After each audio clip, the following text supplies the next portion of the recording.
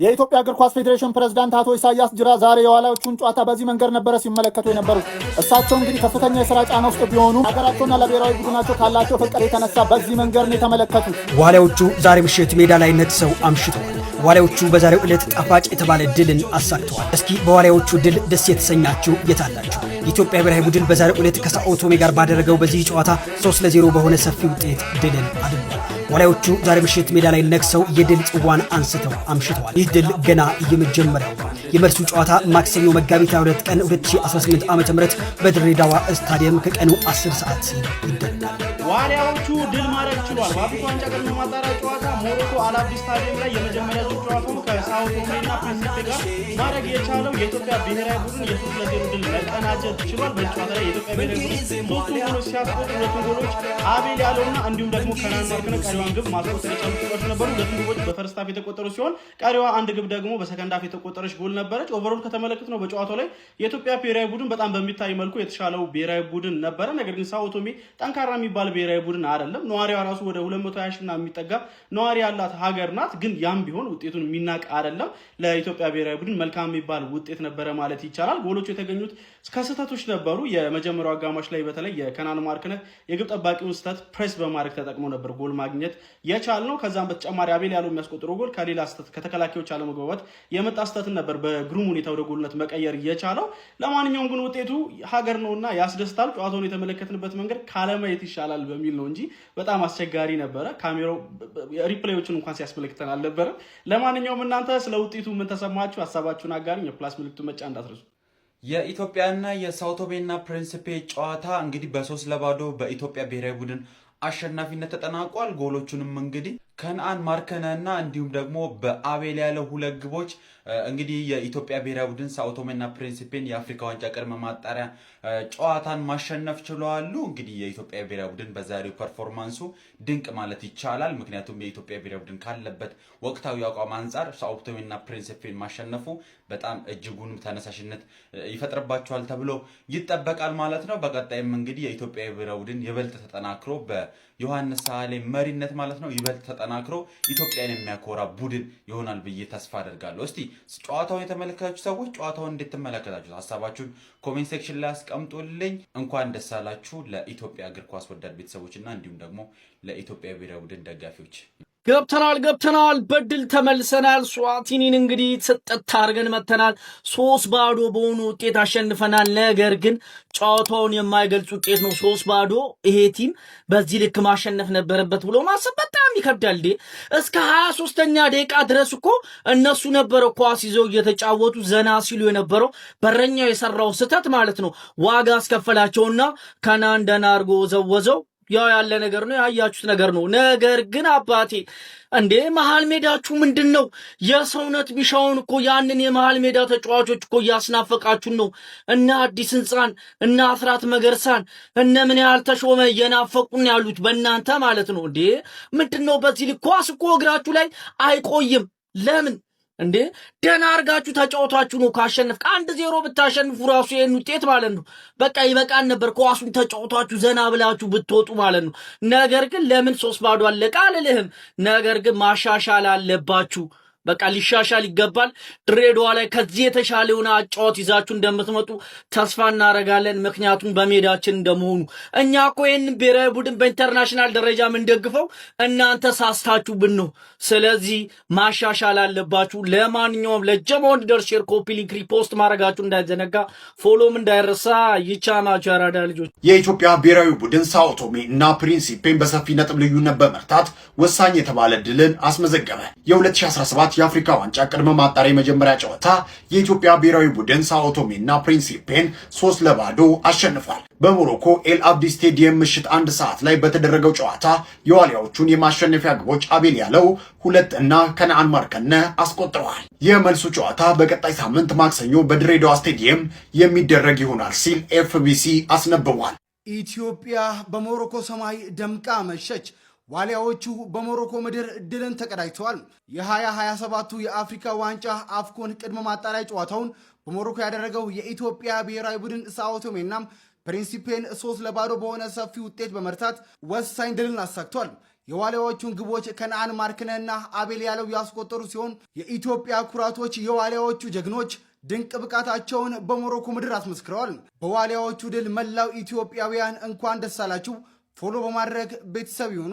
እንኳን ደስ አላችሁ፣ እንኳን ደስ አለን። አቤል ያለው 2 ግቦችን ባስቆጠረበት ጨዋታ እምዬ ኢትዮጵያ ሳኦ ቶሜና ፕሪንሲፔን 3-0 ከጨዋታ ብልጫ ጋር እምሽክ አድርገን ማሸነፍም ችለናል። በጨዋታውም የመጀመሪያውን ግብ መርከበኛው ሊግ እየደመቀ የሚገኘው ከነአን ማርክነህ የመጀመሪያዋን በፊት ያስቆጠረ ሲሆን ሁለተኛዋን ግብ እዛው ከረፍት ሳወጡ አቤል ያለው የደገመ ሲሆን 78ኛ ደቂቃ ላይ ሌላዋን ግብ አቤል ያለው አስቆጥሮ በጨዋታው 2 ግቦችን ማስቆጠር እንችሏል። ያውላችሁም እንደምታውቁት አቤል ያለው በኢትዮጵያ ፕሪሚየር ሊግም ከፍተኛ ግብ አስቆጣሪ እንደሆነም የሚታወቅ ነው። በድጋሚ ማርክነህ ለአቤል ያለው እንዲሁም ደግሞ ለኢትዮጵያ ብሔራዊ ቡድን ተጫዋቾችና ለኢትዮጵያውያን በሙሉ እንኳን ደስ አላችሁ ለማለትም እፈልጋለሁ። አሰልጣኝ ዮሐንስ ሳሌም የመጀመሪያውን ጨዋታ ድልም ጀምሯል። ገና ብዙ ድል እንድታደርግም እመኝላለሁ። እንኳን ደስ አላችሁ፣ እንኳን ደስ አለን። መልካም አዳር ፋሚሊ። ሀገራችን ኢትዮጵያ ዛሬ 3-0 በማሸነፍ ድል አድርጋለች። ሳኦ ቶሜን ነው ማሸነፍ የቻለችው። በእርግጥ ተጋጣሚያው ቀላል ነበር፣ ግን እንቅስቃሴያቸው በጣም አሪፍ ነበር። ማንም ይፈትነው ነበር ይሄም ብሔራዊ ቡድንና ዮሐንስ ሳሌ እንግዲህ ከ11 ዓመት በኋላ ነው ይሄን ቡድን የያዘው፣ ዳግም ነው የያዘው። ከዚህ በፊትም ይሄ ሀገር ጋር ተገናኝተው ነበረ፣ እንደዚሁ አሸንፈው ነበር ያለፉትና ዛሬ ከነአንና አቤል ያለው ናቸው ጎሉን ያስቆጠሩት። ሁለቱን አቤል ያለው ከነአን አንዱን ያስቆጠረው። ከነአን አንድ ጎል ያስቆጠረ እንጂ በጣም ጥሩ እንቅስቃሴ ነው ያደረገው። የሚገባው ቦታ ላይ ስለተጫወተ ነው ብዬ አስባለሁ። እስከዛሬ ይባክን ነበረ፣ ጨራሽ እያረጉት 9 ቁጥር ላይ እያረጉት ያባክኑት ነበርና ከነአን አሁን ኦማን ላይ ሊጉ ላይ በጣም አሪፍ እንቅስቃሴ ያደረገ ነው። ኮኮ ጎል አግቢ ነው። እዛም በ11 ጨዋታ 13 ጎል አስቆጥሯል እና አሁን ዛሬ ጥሩ እንቅስቃሴ ሲያደርግ ነበር። አቤል ያለው ጋር አሪፍ ቅንጅት ነበራቸውና ወደፊት ይሄ ቅንጅት ከቀጠለ አሪፍ ያሳያሉ ብዬ አስባለሁ። አቤል ያለው እንደሁም በጣም አሪፍ ጨራሽ ነው። ኳስ ይችላል፣ ኳሰኛ ነው በጣም። እኔ በጣም ነው የማውቀው። በፊት ገና ሲጀምር ማዞሪያ ላይ ያለ ነው የማውቀው። እኔ ከቃሊቲ ላይ ማዞሪያ የሚባል ክለብ ነበረ፣ ሚሊ ነበር አሰልጣኙ። እኔ እዛ አካባቢ ነበርኩና በጣም ይችል ነበር። ከዛ በኋላ አንደር 17 አዲስ አበባ ወክሎ ደግሞ አዳማ ላይ እዛ ላይ ተመልክቼው ነበርና ከዛ በኋላ ነው ወደ ሐረር ምናምን ሄደውና በጣም አሪፍ ልጅ ነው። አጨራረሱ በጣም ደስ ይላል። ከኳስ ጋር ምቾት የሚሰማው አጥቂ ነውና አሁን ይሄ ብሔራዊ ቡድን ቀጣይ ፈርሶ ካልመጣ እንደዚሁ የሚጫወቱት እነዚሁ ከሆኑ በተደጋጋሚ ከኋላም አይታችሁት እንደሆነ ኳስ እየመሰረት ነው የሚጫወቱት። ራምኬል በጣም ያሬድ ባዬ በጣም ደስ ይላሉ። ኳስ ይሆነ የሚደናግሩ ሰዎች አይደሉም። በፊዚካል እነዛ ይበልጣሉ እኮ። በእርግጥ አሁን ተጋጣሚያቸው ቀላል ስለሆነ ሊሆን ይችላል፣ ግን ያ ብቻ ጅቡቲ ይፈትነው ነበር እኮ ብሔራዊ ቡድናችን። ይሄ ኮንፊደንስ አላቸውና በጣም አሪፍ እንቅስቃሴ ነው ዛሬ በፐርፎርማንስ ደረጃ ያየነው። የመልስ ጨዋታ እንግዲህ በድሬዳዋ ማክሰኞ ነው የሚደረገው፣ ግን ደጋፊ የሚገባ አይመስለኝም። ግን ይሄ ከውጤቱ በዘለለ ፐርፎርማንሱ በጣም ደስ የሚል ነው። እኔ በጣም በእንቅስቃሴያቸው ደስ ተሰኝቻለሁ። ያው ብሔራዊ ቡድን አይደለም መቼም ሌላም ደግፈው የለንም፣ ሀገራችን ናትና ቢለማም ቢከፋም እንደዚህ ጥሩ ነገር ደግሞ ስናይ ክሬዲት መስጠት ይገባል ብዬ አስባለሁ። ግን ከነአንና የአቤል ያለው ጥምረት በጣም አሪፍ ሆኖ አይቼዋለሁኝ። እስቲ እናንተ ደግሞ የተሰማችሁን ኮመንት ላይ አስቀምጡ። ቪዲዮ ከተመቻችሁ ኮፒ ሊንክ፣ ሪፖስት፣ ላይክ ማድረግ እንዳይረሳ። ቴንክ ዩ። የስ እንችላለን ነው የምልህ። በቃ የኢትዮጵያ ብሔራዊ ቡድን በጣም በጥሩ መሻሻል ላይ ነው። 3-0 በሆነ ውጤት አሸንፈናል። ባለ ተደሰት። የምሬን ነው እንዴ። በቅድመ ውድድር ማጣሪያማ ማለት ነው ተሸንፈው ጉዳት ታደርጉን። እንችላለን። እንኳን ደስ አላችሁ። በቃ የኢትዮጵያ ብሔራዊ ቡድን አልተቻለም። አቤል ያለው ደምቆ ባመሸበት ምሽት እንግዲህ ኢትዮጵያ ብሔራዊ ቡድን ሳኦ ቶሜን 3-0 በሆነ ውጤት አሸንፏል። እናንተ የጨዋታው ኮከብ ማን ነው ብላችሁ ታስባላችሁ? ለሁላችሁም እንኳን ደስ አላችሁ። እንደ ኢትዮጵያ እንደ እናት ሀገሬ ከአይን ያውጣሽ ይልመድብሽ ብያለሁ። ይሄን አንደኛ ስንፈልግ የነበረ ወይ እኛ እኮ ድሮም እኮ በሩጫውም አንደኛ በኳሱም አንደኛ ከሆን ይደብራል ብለን ነው እንጂ እኛ ደግሞ ለቀሪላ አንሰን ነው እንዴ? ጣሊያን ነበር ለቀሪላ አንሰን ነው ወይ? ምን ሆነ ይላል? ከማን ጋር ነው የተጫወት ነው? ከሰው ማንም ይሁንኛ ማንም በዛት ብራዚልም ትሆን ፈረንሳይም ትሆን ማንም ትሆን መለጠጣሉን አይቀርላትም ነበር። በቃ ዲኛ በቃ አምረናል ነው እኛ አምረናል። ምን ሆነ ይላል? አባቴ ዝም ብዬ ለውያለው እየቋጠርኩ ነው እንጂ ለእናት ሀገሬ ብቋጠር ዓለም ዋንጫው ሲቀርኛ አፍሪካ ዋንጫ ማስበላት አቅተኛል። ሀገሬ አቅተኝም። እንኳን ደስ አላችሁ ብያለሁ። ኢትዮጵያ ለዘላለም ትኑር።